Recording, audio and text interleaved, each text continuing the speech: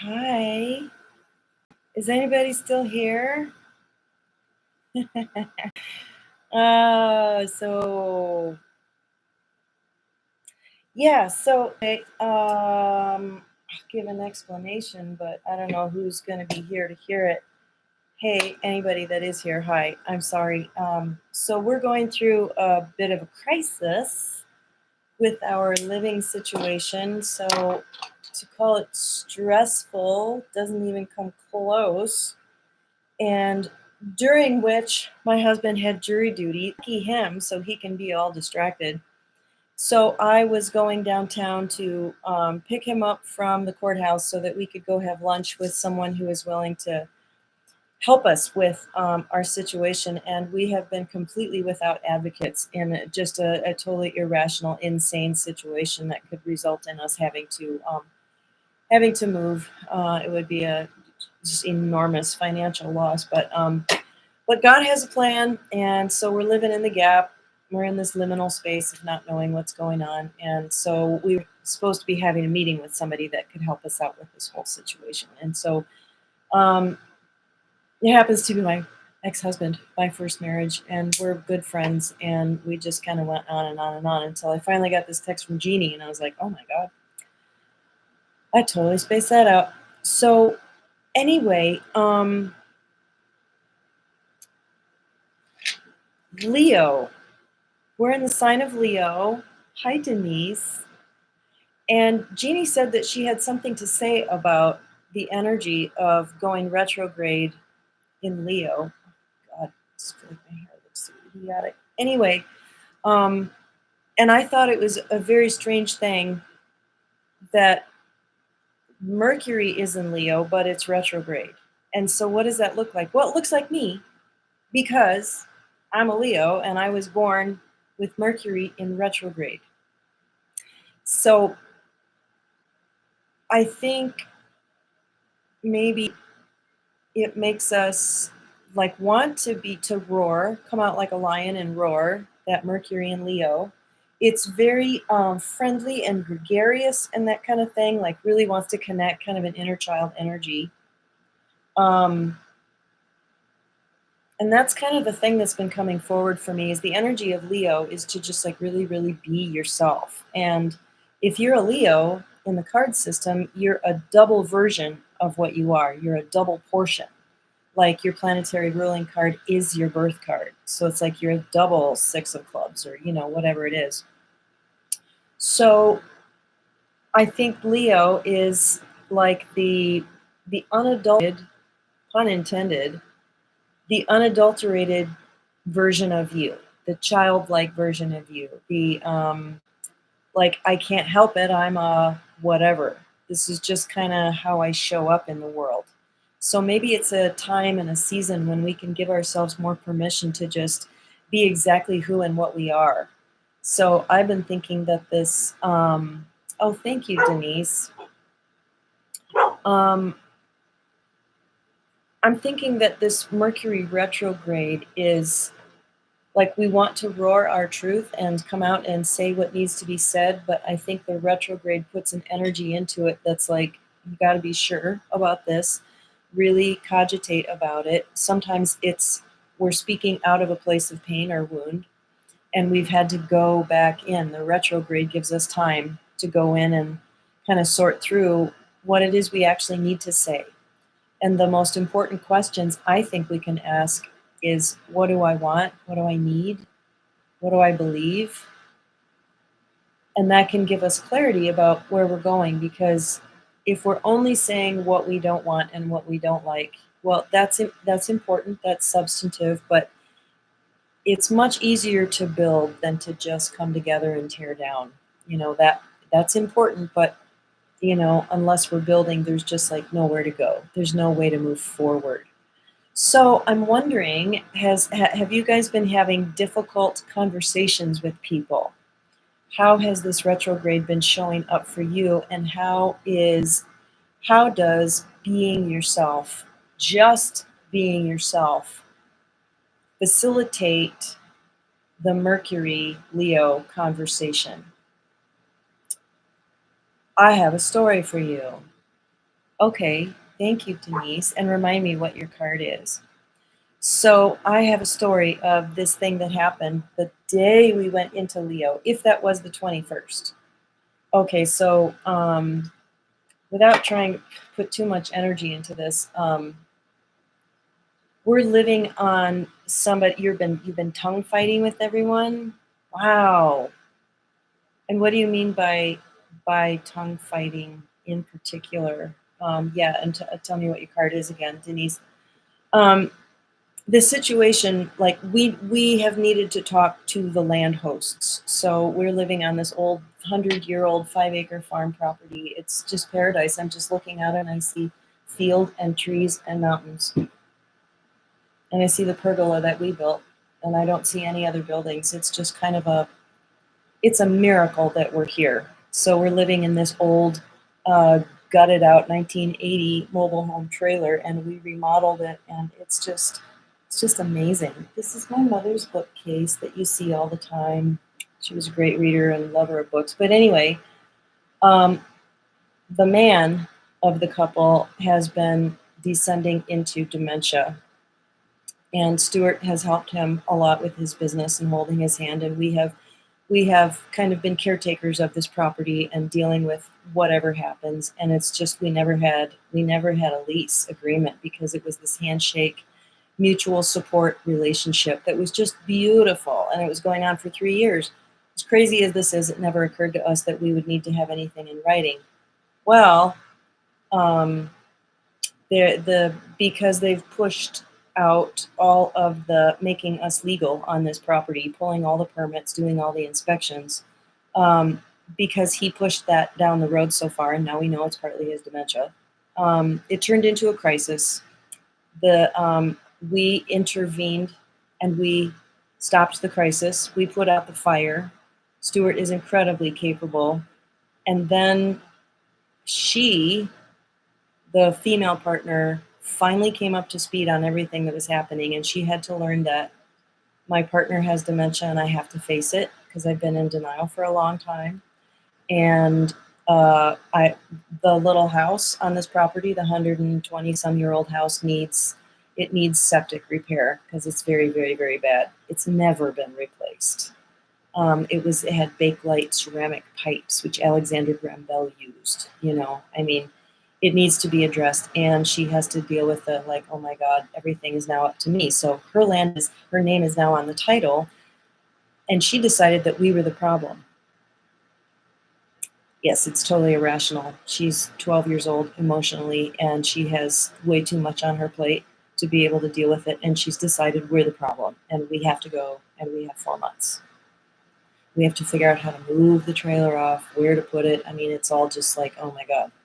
So my ex is an engineer, and he was helping us. He's been helping us with all this, and he's willing to interface with them. And so anyway, this unexpected opportunity for a meeting happened because that kept getting put out and put out and put out. And then all of a sudden, Robert was delivering a check here, this friend of ours who's got dementia. So who knows how much he's going to retain.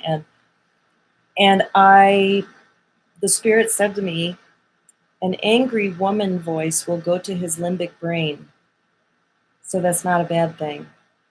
And yes, I did come off a little angry, but it was kind of calculated. And so all of a sudden there I was, Mercury in Leo, and I'm a Leo, and I spoke from the heart, and here's the truth, and here's everything. Here's the situation, and here's what's rational, and here's what's irrational. And this is the way she has responded to Stuart's texts. Now, Robert, you tell us, why is she upset with us? And he's like, well, and it's all just like really, really adolescent stuff that has nothing to do with anything. And she doesn't understand that she's losing $1,000 a month if we go away.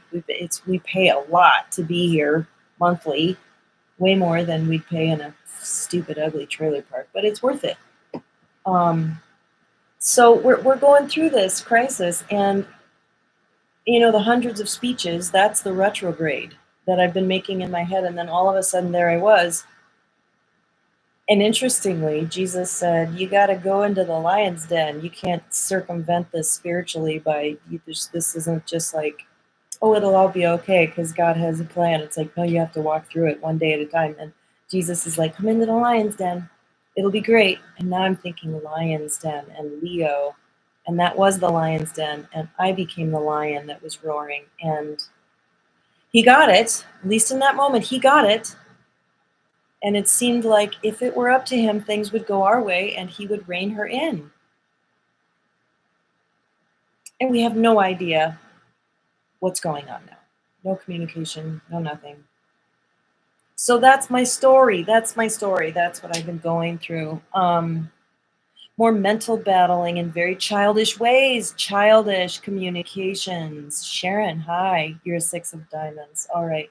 So the childish communications, yeah, that's definitely been a thing. And we've been having to really, really return to a mature heart space rather than a childish heart space. And there's a real big temptation to go in that direction. But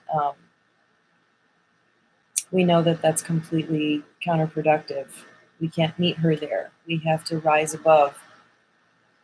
And wow, yeah, that's been intense. So anyway, we never talk about Leos.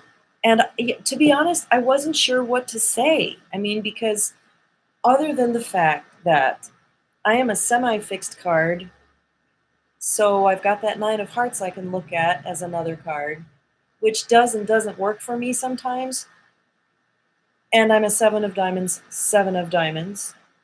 So I look at the Queen of Diamonds. So here's what I'm going to say about Leos is that your personality cards are very important.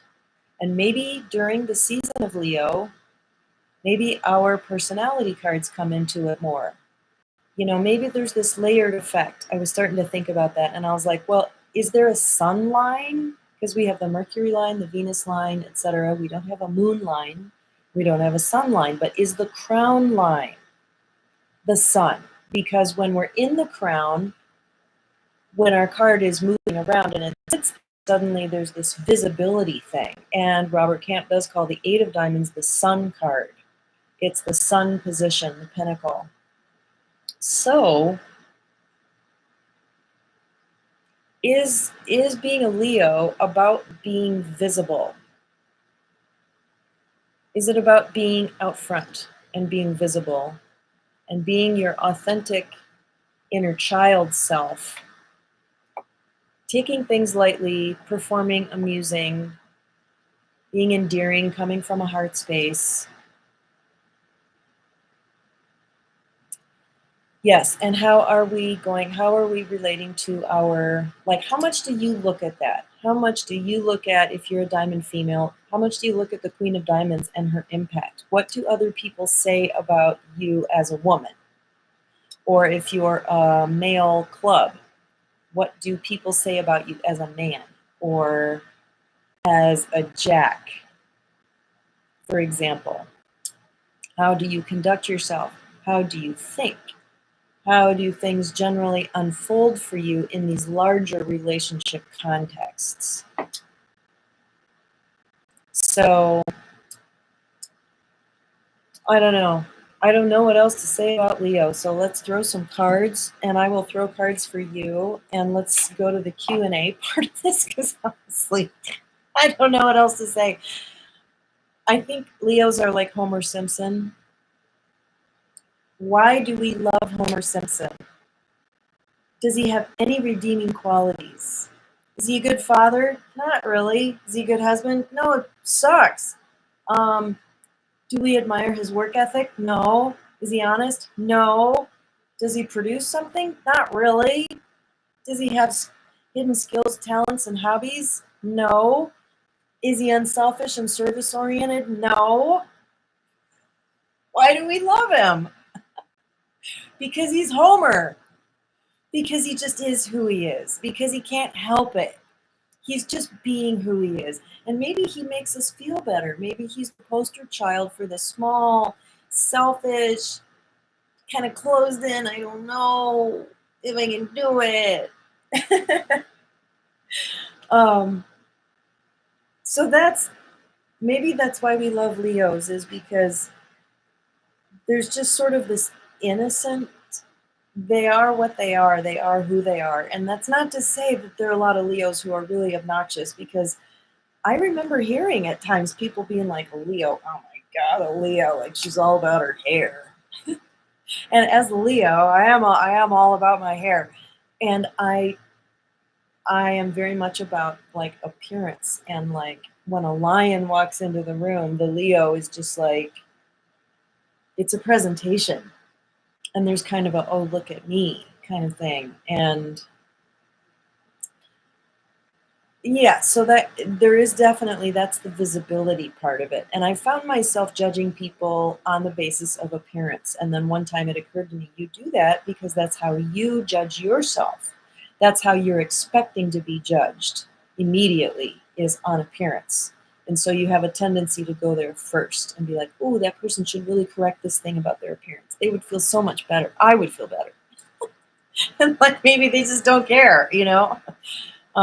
Other people present with mind. A Libra is much more likely to judge based on like how much do they know, how much have they read, how can they go toe to toe with me mentally. I think the Leo is gonna feel, they're gonna judge you on like, do they like me? Do I like you? Do we get along? Can we be friends? I had an astrologer, really deep esoteric astrologer, said, oh, you're a Leo, so you don't only want your kids to love you, you need them to like you. And I was like, yeah, Leos need people to like them, which make them work on being likable, which is not a bad trait. I mean, it's kind of more, a little more socially aware, even if it's self-interested. So Sharon says, well, as you look at the axis, I'm your opposite as an Aquarian. Two halves make a whole. So as you are harmonizing these energies, it's about you stepping into that Aquarian side of self. Thank you, Sharon, so much for bringing that in. I would turn it around and say, what do you have to gain from the Leo? Because I definitely look at the Aquarius and I'm like, there's a lot for me to learn there, because there's a, how would you describe the Aquarian energy? Or, you know, they did say at one time that Leo was ruled by Uranus. So that's an interesting twist too. I've looked at my Uranus card and I thought, how am I like this? But is it more like emotionally detached, more dispassionate, able to think and see things, you know, the air, rather than all this fire and heart and emotion? Is that kind of the interface of those two? Because I know I experience myself as Uranian. In fact, a lot of Leos do. A lot of Leos do. So let's bring that question into it. How are Leos really Aquarian? Because I really believe in that whole oppositional thing, the reversals. And it's what you have to do, like Sharon is saying, integrating those pieces to be really complete. This is my other half. So the Leo in me wants to be liked. The Aquarian in me says, I can't be anything other than what I am. Let the chips fall where they may. I'm strange. I'm unconventional. The unapologetically oneself, that's kind of where they come together, I think. Sharon says, it's a whole new experience stepping into my Leo side of self. Oh, I bet it is.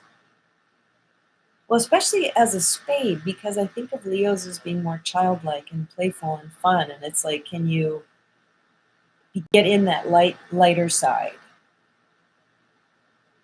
I was told by an astrologer that I am here to learn how to be a Leo. I'm like 12 degrees or something. So I don't really have it down. And I think the willingness to like show up and be visible, I had to get over myself a lot before I became visible, because that's kind of the more immature version of it. I want people to like what they see, the presentation.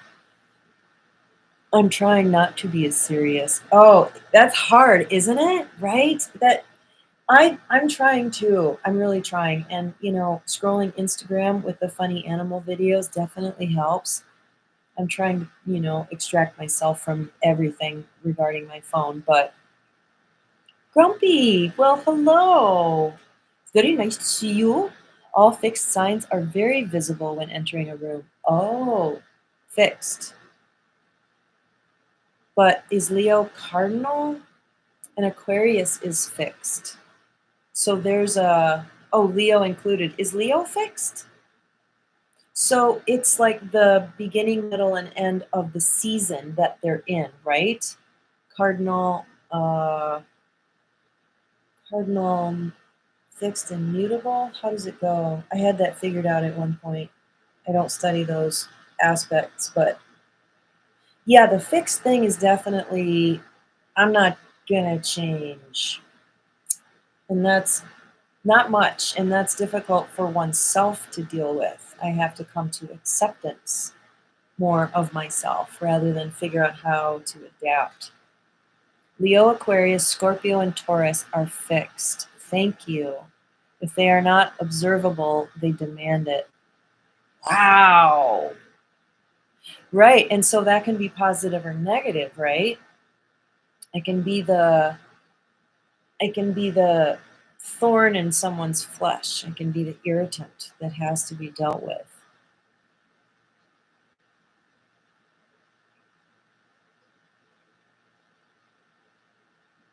And Scorpio and Taurus are opposed, aren't they? Wow, that's interesting.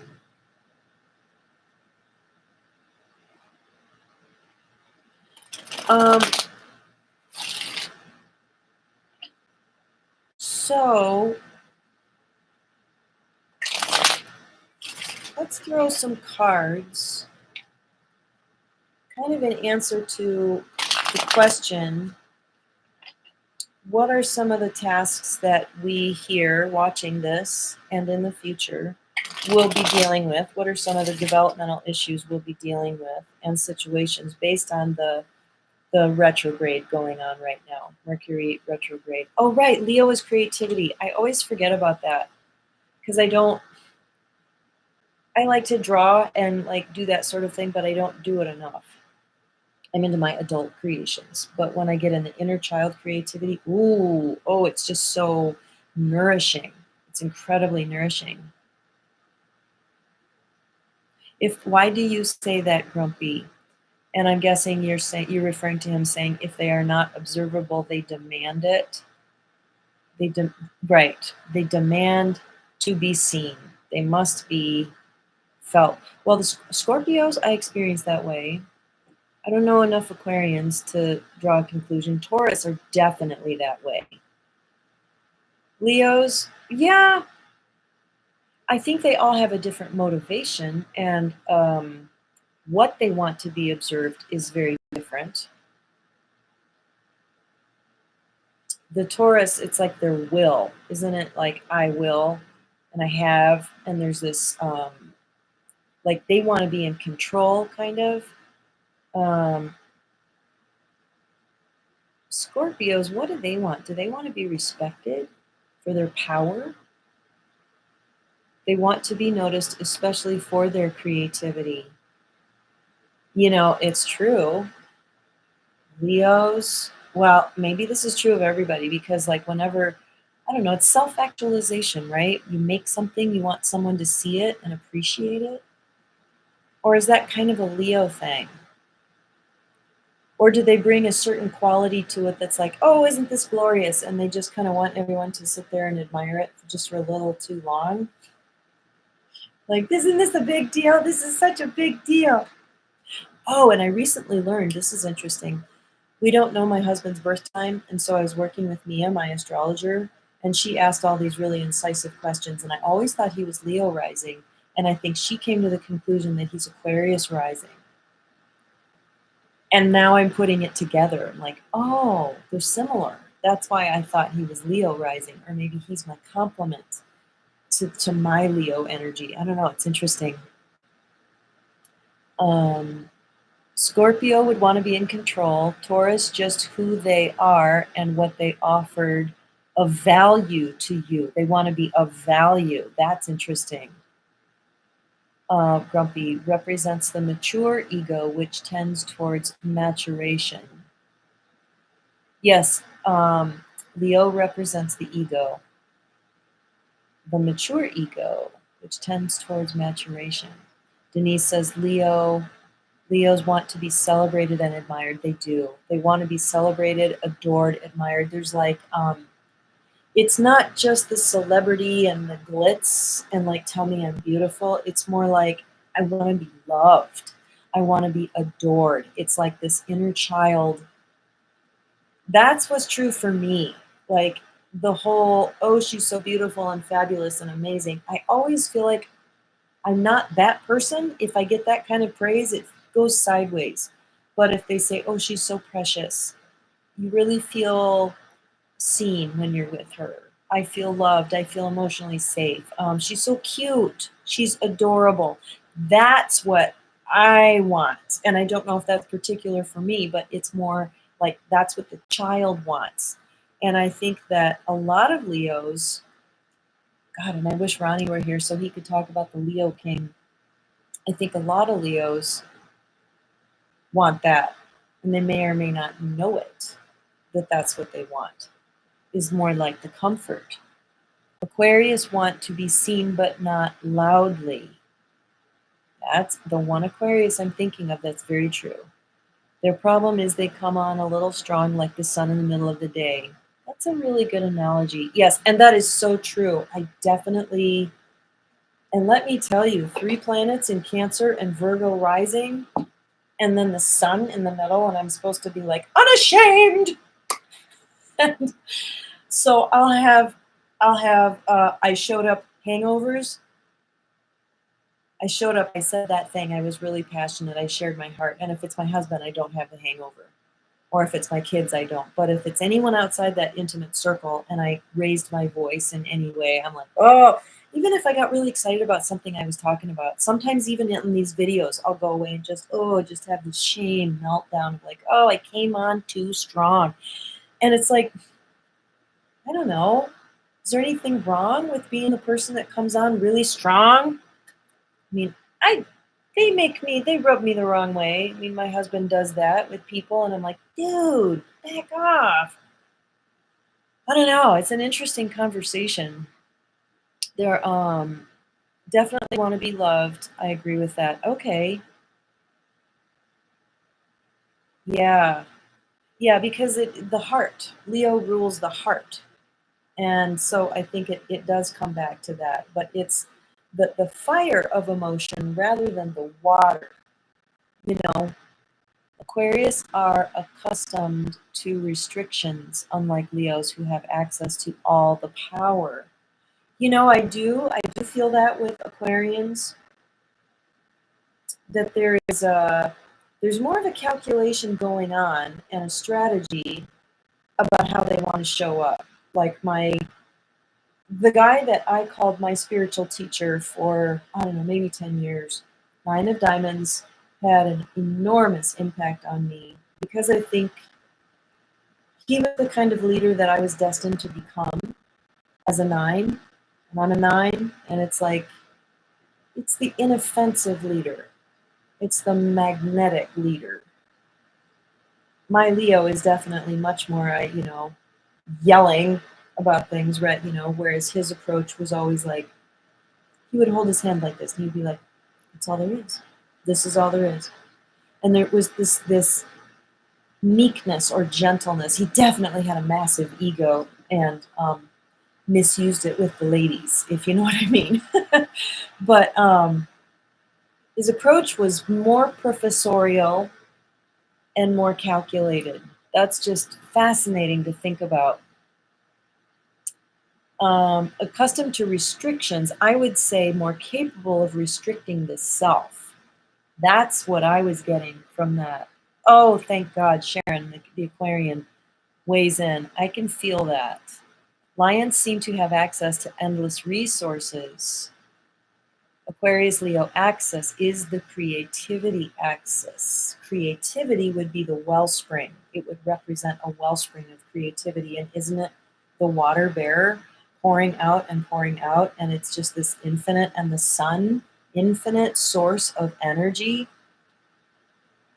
Yeah, and I get really, really, really uncomfortable when I am depressed or deflated.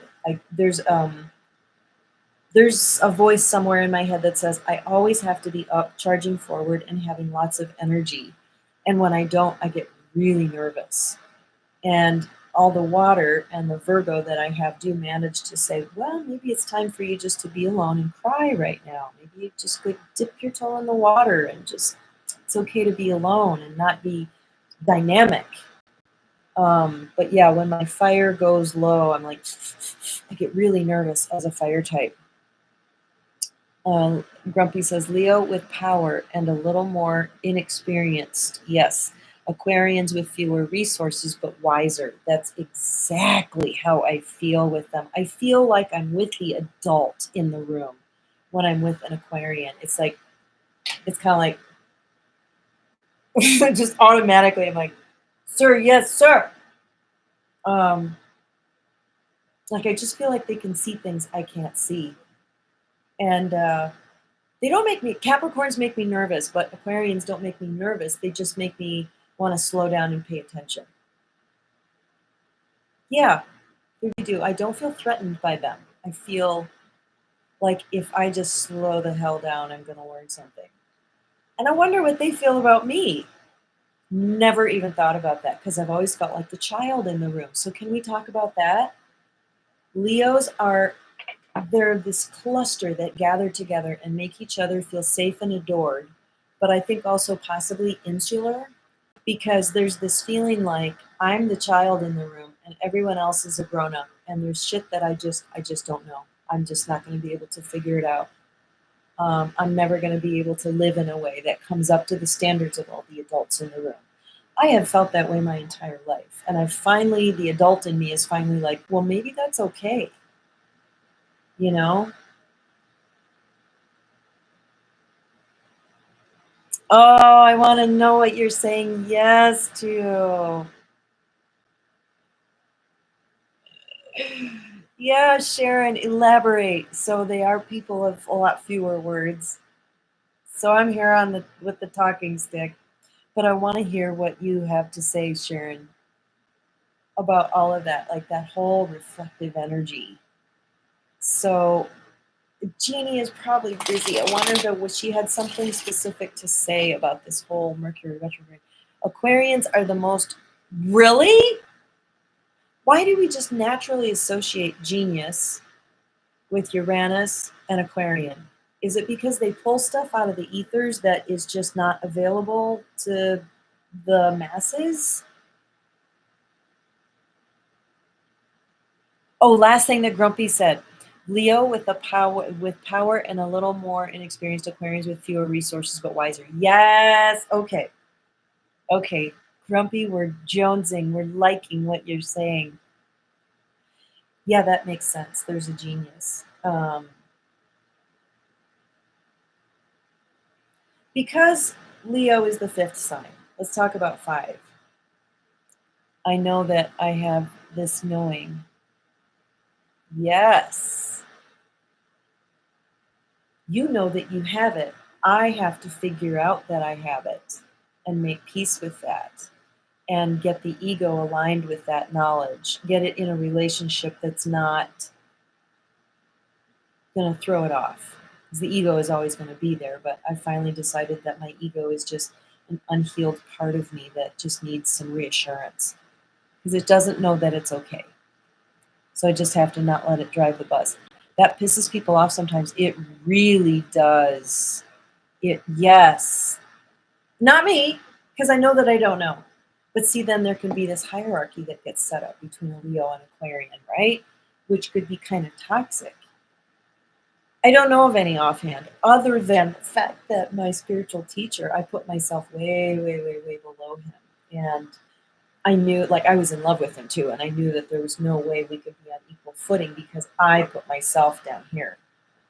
But there were things that he wasn't aware of and things that he navigated really poorly that I don't navigate that way. I remember having to break with him energetically when I was ready. When the student is ready, they leave the teacher. When the student is ready, the teacher disappears. And I had to go in psychically because we had this whole psychic conversation going on a lot of the time. And I had to break with it and say, I don't like the way that you lead in this regard.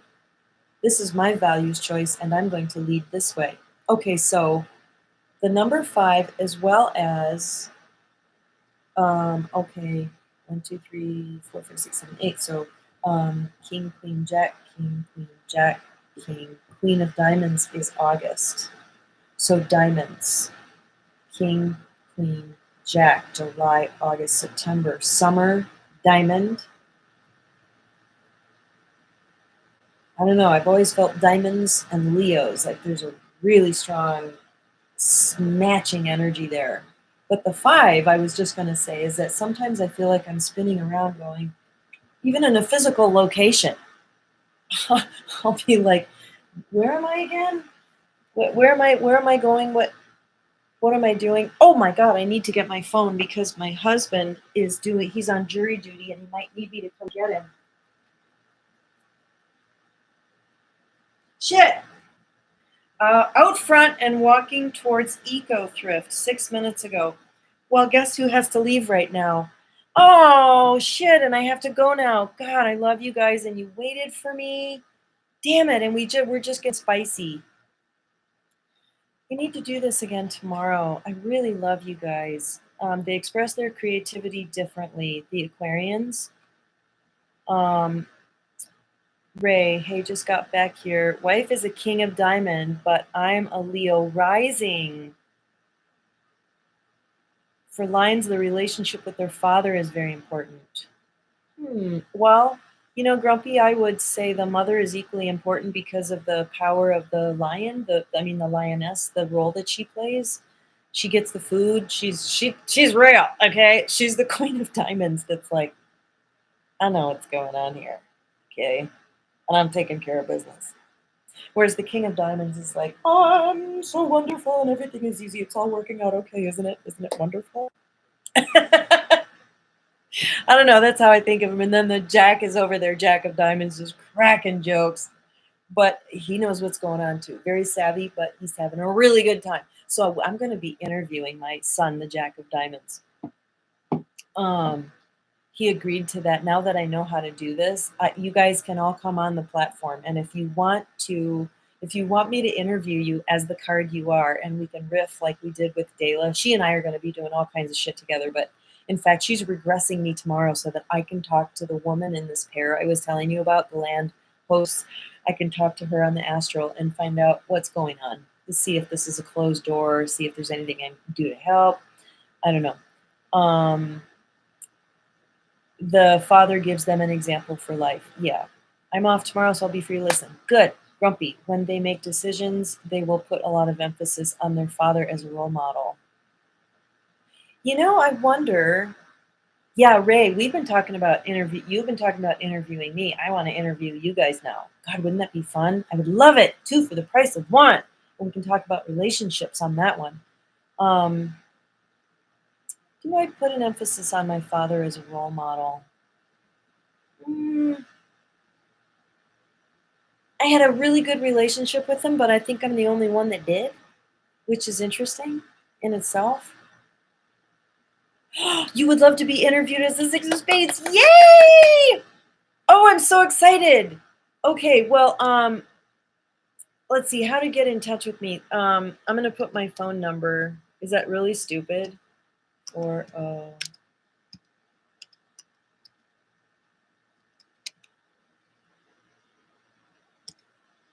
is that a really dumb thing to do? Just text me. Take a screenshot of that and text me, and we will set it up. Oh, shared, right. I've got your number. She just texted me. Okay, I gotta go get my husband. Yeah, I can delete it, right? So you can go back. I don't know. Can you go back and look at it? Okay, I'm gonna remove. That's hilarious. Right, and Ray, I think I have your number too. Okay, well, I'm gonna end this. I love you guys so much. I just like, oh, all of a sudden the room is warming up and the Leo is like, oh. Talk to you later.